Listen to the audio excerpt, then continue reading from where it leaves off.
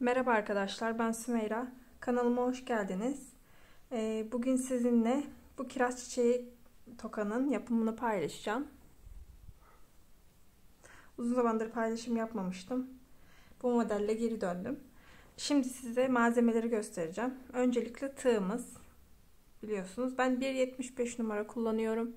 Siz de elinizin kalınlığına, elinizin gevşek veya sık olmasına göre tığ seçeceksiniz. Çıt çıt kısmı için, çıt çıt kaplamak için ekru rengi. Alize Cotton Gold'un ekru rengini kullanıyoruz. Bunların kodlarını ben açıklama kısmına bırakacağım. Oradan bakabilirsiniz. Daha sonra yaprağı için Alize Cotton Gold'un su yeşili. Numarası da 478'miş. Bunu kullanacağız. Tohumu için koyu pembe. Bu şeker pembe olarak geçiyor. Yine Alize Cotton Gold markası. Kiraz çiçeği kısmı içinde açık pembe kullanacağız. Bu renkler daha önce Manolya Demeti yaparken kullandığım renklerin aynısı. Bununla gül yapmıştık o modelde. Yine pembe ile tomurcuk yapmıştık. Bu ortasını da işliyorum çiçeğin. Bu da yine tohumla aynı renk ip kullanacağım. O zaman öncelikle çiçekten başlayalım. Nasıl yapıyoruz? Hemen göstereyim. Öncelikle biz sihirli halka yapacağız. Sihirli halka yaparak başlayalım. Yaptık. Sabitleyelim. Daha sonra 6 tane zincir çekeceğim sihirli halkamıza. 1 2 3 4 5 6. Sihirli halkamı kapatıyorum.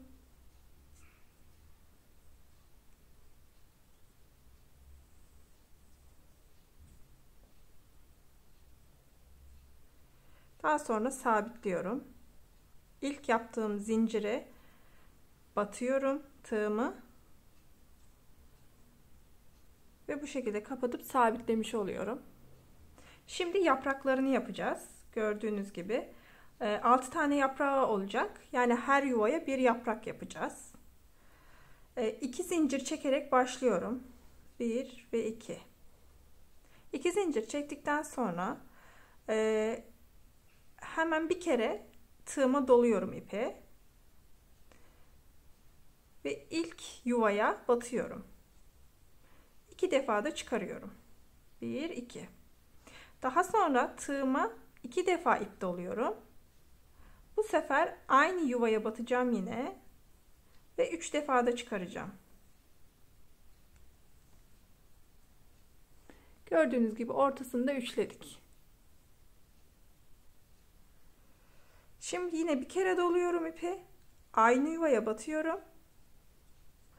Yine 2 defa da çıkarıyorum.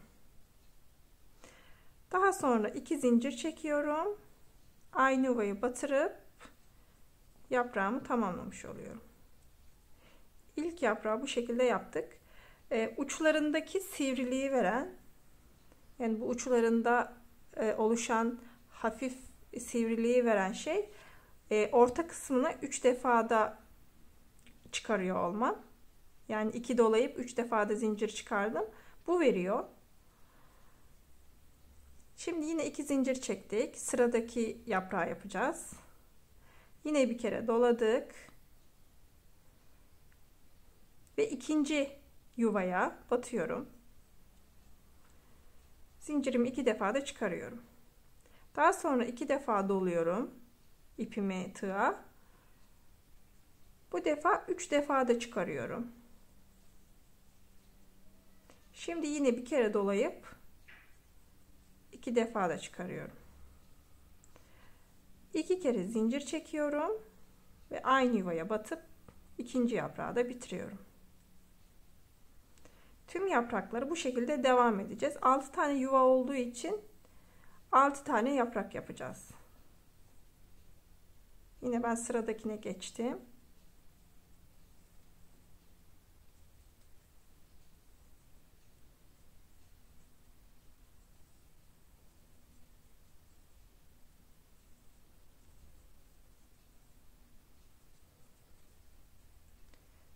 Üçüncü yaprağımı da yaptım.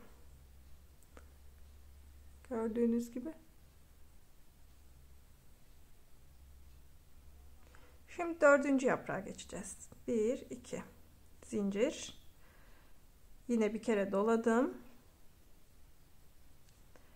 Dördüncü sıradaki yuvaya battım ve 2 defa da çıkardım. Sonra 2 defa doladım. Aynı yuvaya battım. Bu defa 3 defa da çıkardım.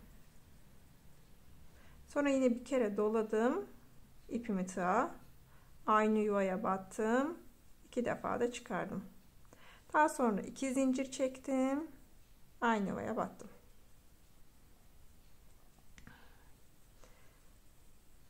Aynı şekilde 5 ve 6. yaprağı da yapıyorum. Videoları kısaltmıyorum çünkü kısalttığımda çok mesaj alıyorum biz anlayamadık diye. Bu yüzden kısaltmadan hepsini çekeceğim.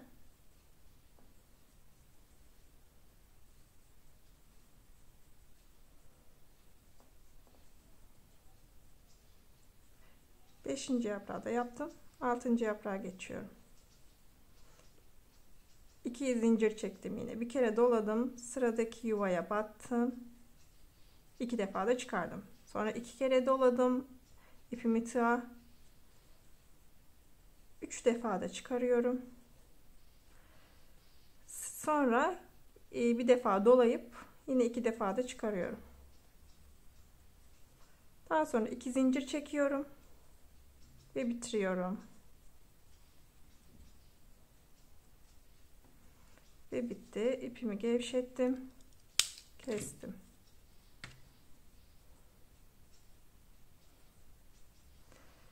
Ben bu ipi kaybederken önce arkadan öne getiriyorum. Sonra önden arkaya.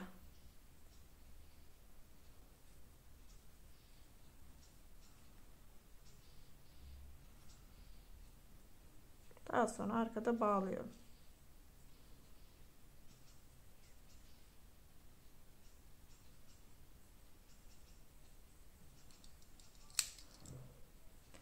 Çiçeğin uçlarını sivrileştirmek için orta yuvalarından, her yaprağın üstteki orta yuvasından şöyle biraz çekiyorum yukarı doğru.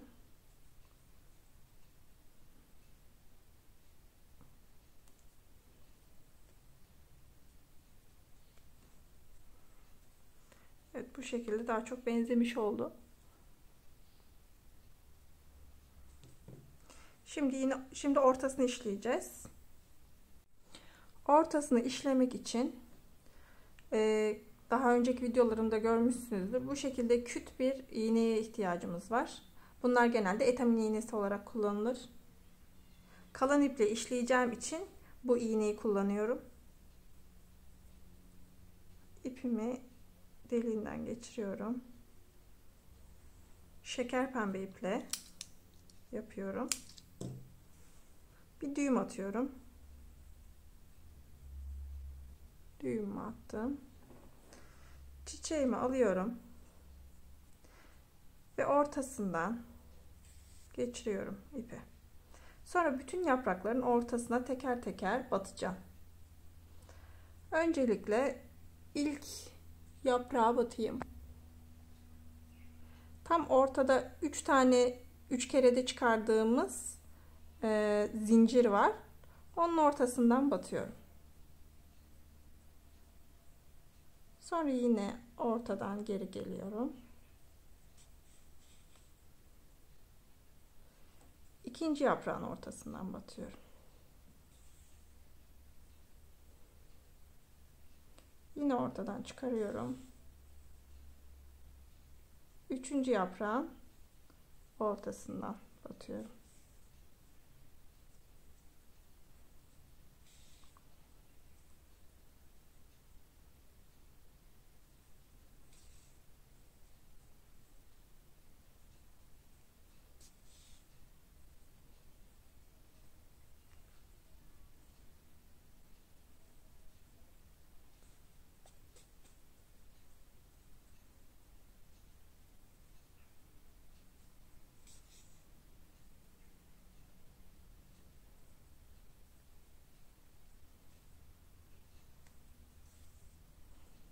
tüm yaprakları bitirdim.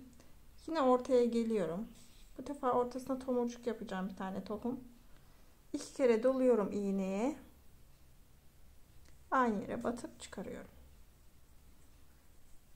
Gördüğünüz gibi yaprağımız oluştu. Şimdi kapatıyorum.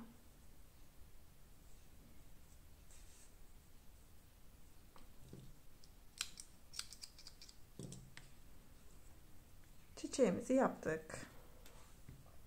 Şimdi tomurcuğumuzu yapalım. Tomurcuk yapımını daha önce göstermiştim ama yine göstereyim. Bu videoda da.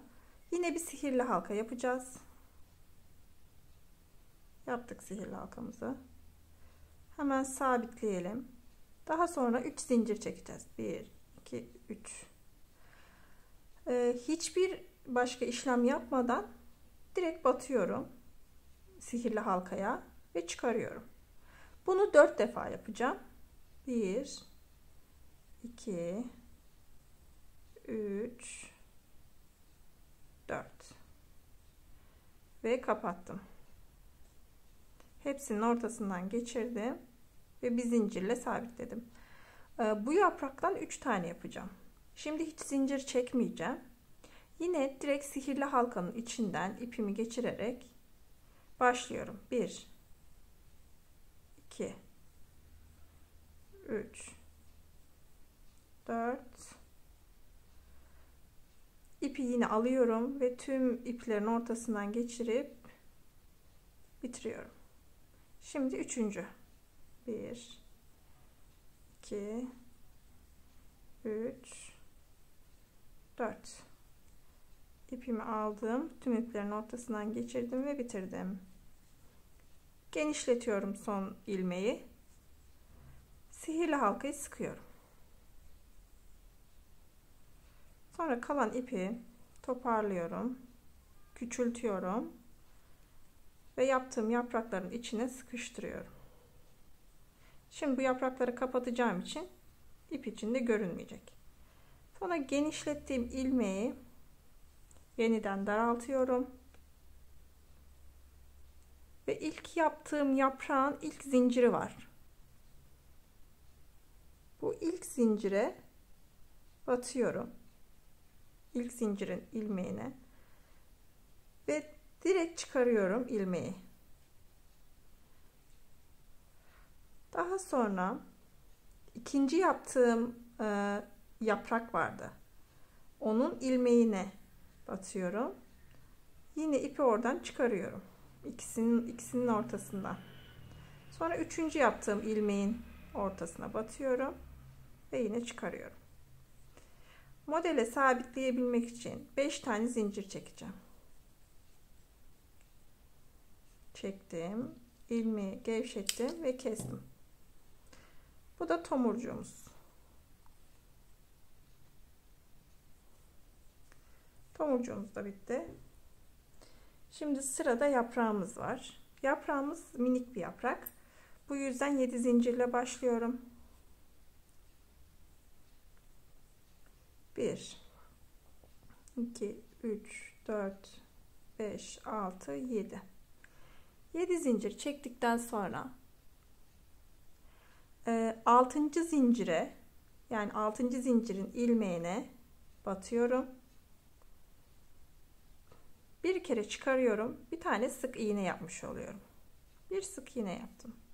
İkinciyi çakma trabzan yapacağım. Çakma ikili trabzan. Çakma ikili trabzan şu şekilde oluyor.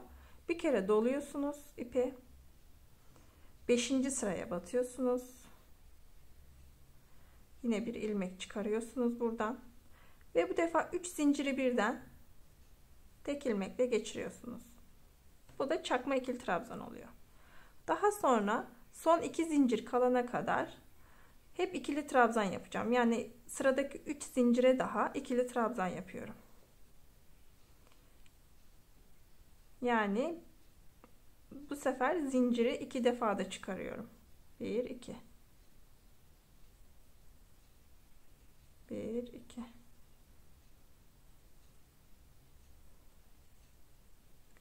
Şimdi son 2 zincir kaldı. Buna çakma ikili trabzan yapıyorum. Sonuncuya da sık iğne yapıyorum. Ben çok sıkı yaptığım için zor giriyorum ve yaptım. Şimdi geri döneceğim. Yani bu sefer zincirin üst yuvalarından devam edeceğim yapmaya. Yine ilk yuvaya battım.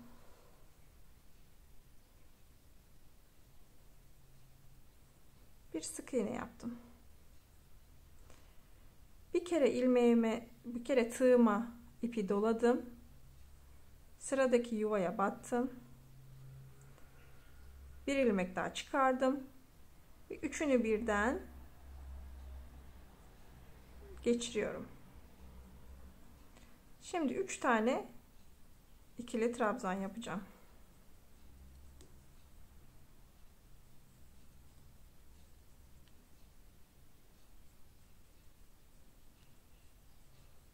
Yaptım. Şimdi bir tane yalancı ikili trabzan yaptım. Sonuncuya bir tane sık iğne yaptım. Daha sonra bu ucunu kapatmak için ilk yaptığım sık iğnenin ilmeği var gördüğünüz gibi, buna batıyorum. İlmeği çıkartıyorum ve başka ip almadan direkt diğer ilmekten geçiriyorum. Bu şekilde ucu sivrileşmiş oluyor. Daha sonra uzunca kestim. Şimdi bu ipi yok edeceğim. Önce ipi tuttum. İlk ilmekten, ilk yuvadan batıyorum.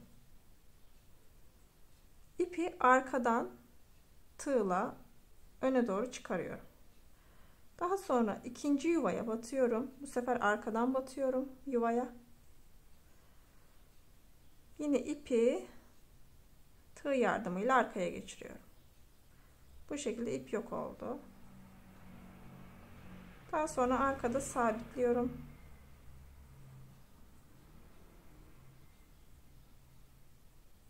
Bu tarafı yapıştıracağım görünmeyeceği için. İkisini bağladım ve iplerini kestim. Çok dipten kesmiyorum. Sırada ben 5 santim toka kullanıyorum. 5 santim oval çıt çıt. Bunu ekru renk iple kaplayacağız. İsterseniz daha önce kaplama videom da var. Ama ben yine de bunda da bahsedeceğim nasıl kapladığımdan. 5 santim çıt çıtı. Yine sihirli halka yaparak başlıyoruz. Sihirli halkamızı yaptık. Sabitliyoruz önce bir zincirle. Daha sonra 1-2 zincir çektik. Buraya 4 tane ikili trabzan yapacağım. 1 2 3 ve 4. 4 tane ikili trabzan yaptım. Çıt çıtımı alıyorum.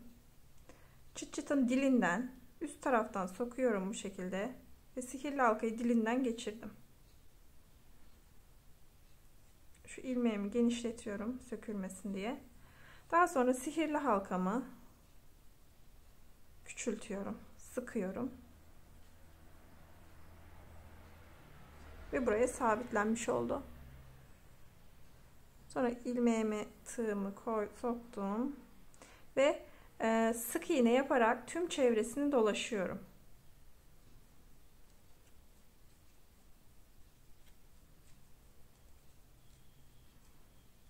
Bir parmağımla başını sabitliyorum ipin, örgünün.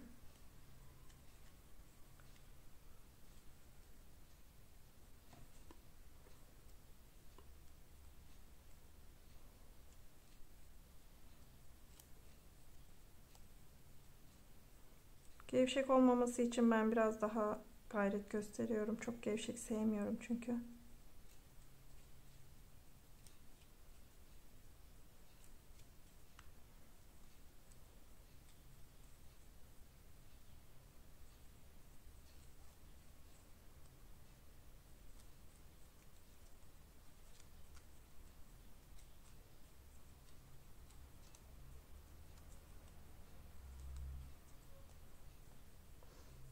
orta kısma geldiğimizde biraz gevşetebiliriz. Çünkü burası sivri olduğu için ip durmuyor.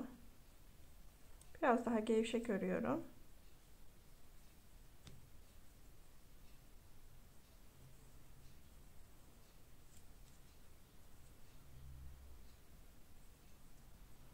Sonra yine burayı tutabilirsiniz.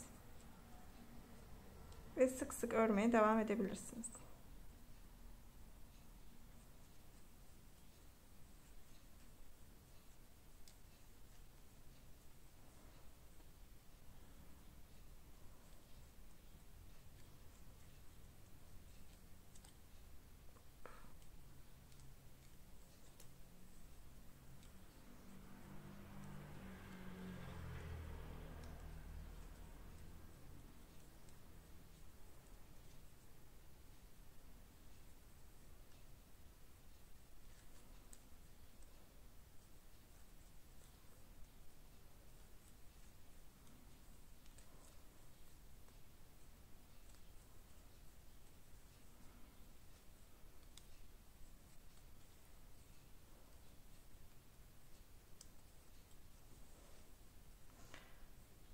Bir tane daha yapacağım sık olsun diye.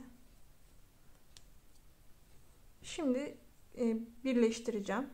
İlk yaptığım zincirin, yani ilk sihirli halkayı yaptığımda 2 tane zincir çekmiştim. Onun ikinci zincirine batıyorum ve ipimi buradan çıkartıyorum. Birleştirmiş oluyorum. Kalan ipimi de artık ipimi arkaya geçiriyorum.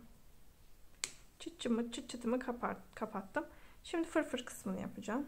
Bir tane zincir çekiyorum. Buradaki ilk 2 yuvaya farklı işlem uyguluyorum. Diğerlerine farklı. Bunlar altta kalacak aslında. Görünmeyecek ama benim için fark etmiyor. Ben hepsini düzgün bir şekilde yapmaya çalışıyorum. Bir tane zincir çektim. İlk yuvaya battım.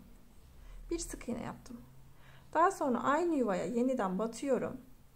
Bu defa sık iğne değil, direkt çıkarıyorum. Daha sonra yine buna bir zincir çektim. Sıradaki yuvaya battım. Bir sık iğne yaptım. Yine aynı yuvaya battım. Bu sefer direkt çıkardım ilmeği. Şimdi bu işlemleri sıradaki yuvalarda teker teker yapacağım. Bir zincir çekiyorum. Sıradaki yuvaya batıyorum. Bir sık iğne yaptım. Daha sonra sıradaki yuvaya yine batıyorum. Bu sefer bir defa da çıkarıyorum. Bir zincir çekiyorum. Sıradaki yuvaya batıyorum. Bir sık iğne yapıyorum.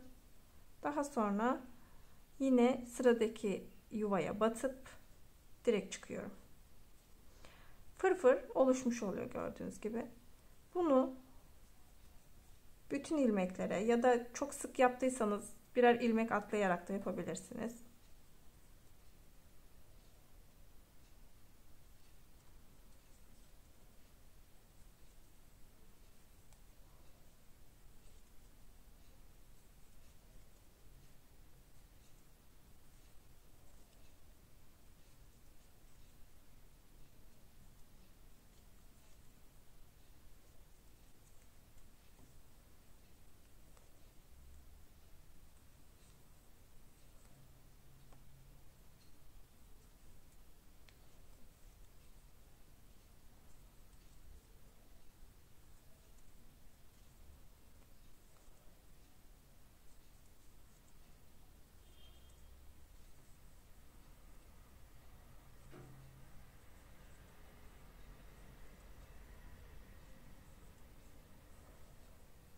Bu uçta yaptığım işlemi, en başta yaptığım işlemi ben bu uç sırada da yapıyorum.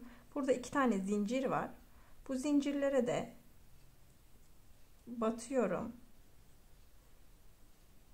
Ve normalde 2 yuvada yaptığım işlemi bunlarda tek yuvada yapmış oluyorum. Şöyle bir tanesini yaptım.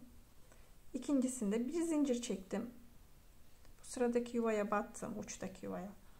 Bir sık iğne yaptım. Yine aynı yuvaya batıp çıkarıyorum. Direkt çıkarıyorum. Sonra yine bir zincir çektim. Bu sırada yaptığım gibi aynı işlemi uyguluyorum. Farklı değil.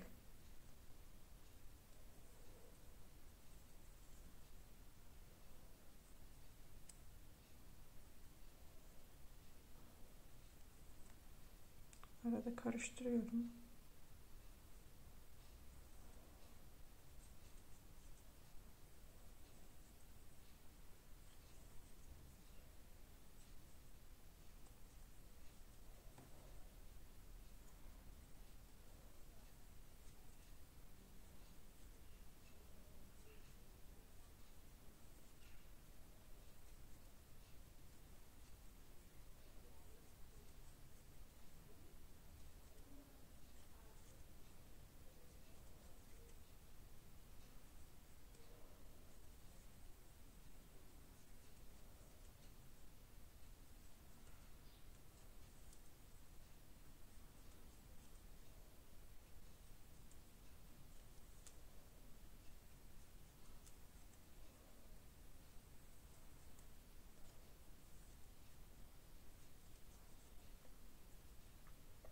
Ve bitirdim.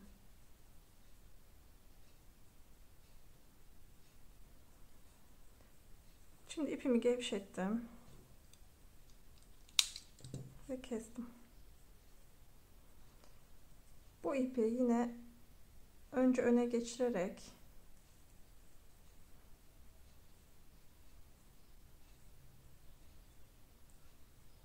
sonra arkaya geçirerek kaybediyorum. İlk fazlalık ipi şu delikten tığımı sokuyorum ve bunu arkaya geçiriyorum. Bunu da bir yorumda bir izleyicim yazmış, sağ olsun. Benim anlamam biraz uzun sürdü ama yine de kendisine teşekkür ederim. Ve bağladım. Akıl akıldan üstündür. Ve bu şekilde de bitirdim çıt çıtımı. Şimdi kalanı fazlalık ipleri kestim. Bunları çıt çıta yapıştıracağım. Silikonumu alıyorum. Önce sağ tarafa yaprak için silikon sıkıyorum. Yaprağımı yapıştırıyorum. Sadece çiçek kısmına şu en uç kısmı çiçek için ayırdım. Yan taraflarına tohumla yaprağı yapıştıracağım. Sol tarafına da tohumu yapıştıracağım.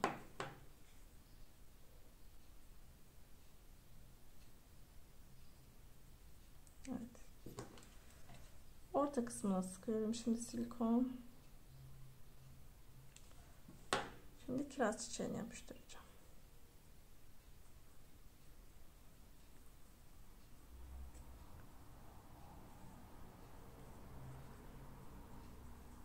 Ve çiçeğimiz bitti.